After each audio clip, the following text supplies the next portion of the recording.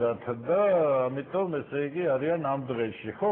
მაშინ უკვე ეს კიდევ უფრო დამამძიმებელ გარემოებებს ქმნის. რაც შეეხება საკუთრებით თქვენ კითხვას იმის თაობაზე, თუ რამდენად კარგია ეს და რამდენად სწორია ეს. პირველ რიგში ეჭვი ყოველთვის არსებობს.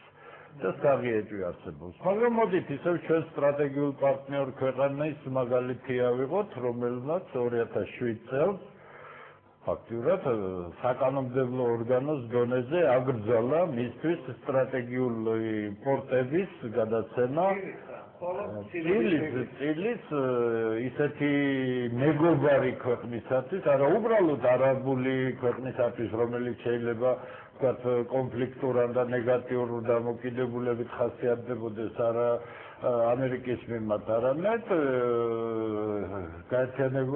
გაერთიანებული ემირატების უმსხვილეს კომპანიებს არ მისცა ამ წილების შესყიდვის უფლება, იმიტომ რომ იგი საფრთხეს უქმნიდა ამერიკის შეერთებული შტატების სტრატეგიულ ინტერესებს. ახლა თუ კი იმასაც ვნახავთ, თუ ჩვენ მთავრობას რა დამოკიდებულება ჰქონდა 2004 წლიდან სტრატეგიული ობიექტების მიმართ და მართლაც იგდებდნენ საერთოდ რომ ასეთი რამ არ არსებობს ქვეყანაში. დიახ, შეიძლება დავეთანხმოთ სტრატეგიული ობიექტები, სტრატეგიული ვთქვათ მიმართულებები არ არსებობს, თუ შენ არ გაგაჩნია სახელმწიფოს უშიშროებისა და უსაფრთხოების კონცეფცია. და ხო, თუ არა გაქვს, მაშინ სტრატეგიული თავისთავად არაფერი არ შეიძლება, მაგრამ იყოს, მაგრამ სტრატეგიული გამომდინარეებიდან თუ რა გინდა შენ და როგორ უყურებ ისეთ ფუნდამენტალურ რამეს, როგორიც არის უსაფრთხოება და უშიშროება მთლიანად სახელმწიფოს. აი, უსაფრთხოება და უშიშროება ახსენეთ თქვენ და ესე და რიგით რაღაცა იმიჯზე სახელმწიფო უნდა ფიქრობდეს. სონის მაგალითი არის, აი სონის მაგალითი მოდის პირდაპირ ეს სონის მაგალითი უნდა განვიხილოთ ჩვენ გაცილებით ფართო კონტექსტში. ეს არ არის რომელიღაც მაღალჩინოსნის რაღაც დაუდევარი საქციელი კომპანიის მიმართ. ეს არის სახელმწიფოს ხელისუფლებაში მყოფი ჯგუფის აბსოლუტურად განურჩევლად იმისა, იმიტომ რომ ეს დასავლეთში გახმოვდა ცოტა სხვანაირად, არის სტრატეგიული შეცდომა. რადგან იგი გამოხატავს იმას, რომ ვიღაცას მაღალჩინოსანს ხელისუფლებაში მყოფ ადამიანს შეუძლია საკუთარი პირადი ინტერესების გამო მიიღოს გადაწყვეტილება, რომელიც არაფერს არ იძლევა არა მარტო ეკონომიკური და ფინანსური თვალსაზრისით, არამედ ზიანს აყენებს სახელმწიფოს ინტერესებს. სონი მსოფლიო გიგანტია, ხო? ეს არ არის უბრალო კომპანია, ხო? ეს არის კომპანია, რომელიც უზარმაზარი ავტორიტეტით სარგებლობს და ეს დამსახურებული თანაც სონის ჰქონდა ღია გეგმები იმისა, რომ იგი რეგიონალური, აი რუსები ამას პერევალოჩნი იმას უწოდებენ, ანუ ბაზას საკეთებდა საქართველოში, სადაც ვართ მთელი უზარმაზარი აი ამ არამარტო სამხრეთ კავკასიისთვის, არამედ გაცილებით ფართოდ მოაზრებულ რეგიონში იგი აპირებდა აქედან მოემარაგებია. ეს წარმოიდგინეთ თქვენ საწობების მშენებლობა, აქედან გადაზიდვები და ასე შემდეგ, რამდენად ეფექტური იყო. ბოლოს და ბოლოს თუ აუცილებელი იყო ასეთი რამის გაკეთება და თუ აუცილებელი იყო ალბათ რაღაც ბიზნესით, მე ალბათ იუსტიციის სამინისტროც გაიყიდებოდა, ხო? ბოლო-ბოლო ფული ბოლო-ბოლო ცნობილი გამოთქმაა, ხო? სუმი არა აქვს, ხო? ადვოკი და პირველ რიგში სონის არ უჭერს ახლა იმდენი მილიონი, რამდენი მილიონათაც შეიძლება ვთქვათ რუსთაველზე ეს შენობა გაიყიდოს. ადვოკი და შეგეთავებინებინა მისთვის, რომ შენი ყიდე, კაცო, შენი ფული იყოს აქ ჩადებული და გაუკეთებდი პრივატიზაციას, მაგრამ რა არის ეს ბიზნესში, ეკონომიკაში, სახელმწიფო გადაწყვეტილებებში შეუძლებელია იმ პრინციპით გადაწყვეტილების მიღება, რომელსაც ქვია საკუთარი სუკინსინის გადაწყვეტილების სასარგებლოდ მიღებული გადაწყვეტილება, ხო?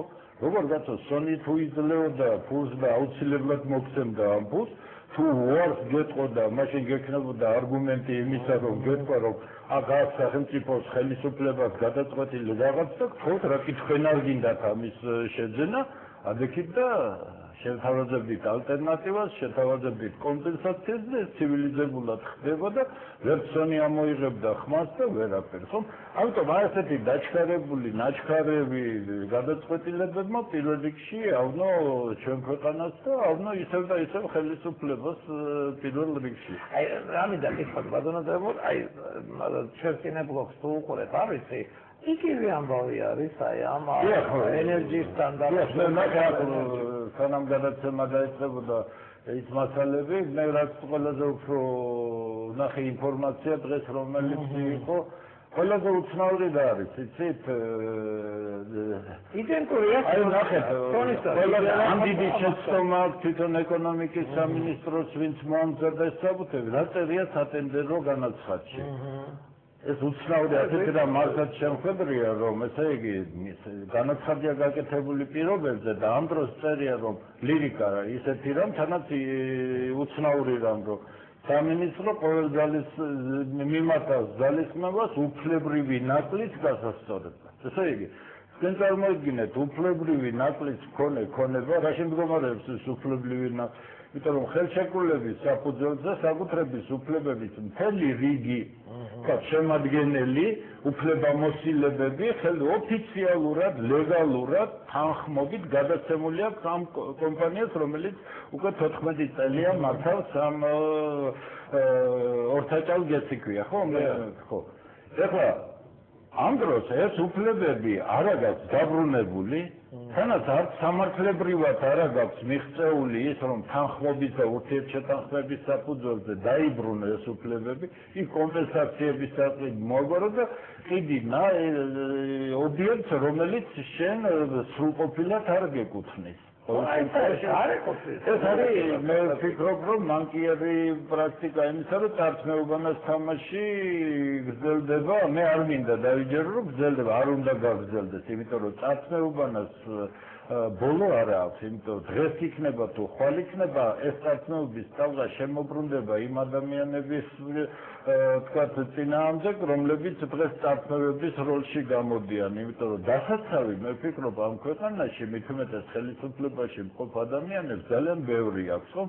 ეხლა მთელი ფიქრი იმაზე კი არ უნდა იყოს, მე კიდე ერთმა რამემ გამოვაცა იმ ინფორმაციაშიც და იმაშიც რაც მე თქვენთან საბუთები ნახეთ. 14 წლის განმავლობაში ხელისუფლებას არანაირი პრეტენზია არ ქონია არასდროს ამ ჯგუფის მიმართ და ამას აღიარებს.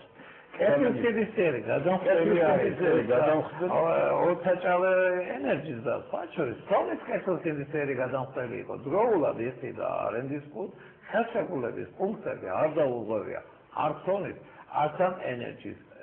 უფლებრივად არ იყო მსვლელ სახელმწიფო. ნახეთ, ერთი საინტერესო მომენტია, ხო, ახლა ხელისუფლებას ნამდვილად არ უჭირს ისეთი რამ, რომ თქვათ რა ობიექტი კი არის ეს, ხო, მე ახლა რაღაცა კარგ საქმეს აკეთებ, ხო, თბილისის ენერგომომარება, მაგრამ 94 წელი თბილისში ხო ახსოვს დღეს პროლების დრო და უშუქობა. ამ დროს ადამიანთა ჯგუფი მიდის გაპარტახების პირას მდგომ გეს იღებს, მოყავს წესრიგში სრულყოფილად ამუშავებს ისე, რომ არასდროს მის შესახებ არანაირი, ვთქვათ, პრეტენზია არ ყოფილა, არც დაწერილა რაიმე არ წყნარად, მშვიდად ადამიანები, ხო არ შეიძლება ყველა ადამიანი, ვთქვათ, პოლიტიკურად ან საზოგადოებრივად ანგაჟირებული ადამიანი იყოს, ან და პოლიტიკურ ცხოვრებაში მონაწილეობდეს, ან თქვათ, საჯარო პირისპირ ადამიანები არიან, ემსახურებიან თავიანთ საქმეს, უზრუნველყოფენ თავიანთ ოჯახებს, უზრუნველყოფენ იმ დაქირავებულ ადამიანების ოჯახებს და ამასთანავე იხდიან გადადება. რა გინდა ახლა მე მგონი დარეკა ერთმა მოქალაქემ რომ ერთ საათზე მეორეს მიცემ პრინციპი რაში მდგომარეობს ესე აი თავარი ახლა მე ამინდოდა მეკითხა რატომ და ეს დავაკავშირებ თქვენ რომ ბრძანეთ სტრატეგიული ობიექტი უკაცრავად რა და ამაზე ახლა გავხსენდა თბილისისთვის ეს სტრატეგიული ობიექტია და მე ისიც ვამედა არა მე სხვა კუთხით მინდა თქვა ნუ დღეს ითქვა ძალიან ბევრს თქვა რომ რუსები ყიდულობდნენ აპარტიო, აი სტრატეგიული პარტნიორი ვინ არის ჩვენი? აი ქართული ენერგეტიკის 80% მე მგონი რუსების არის. აი თბილისის შემოგვიყვება. აი თბილისის გეს რა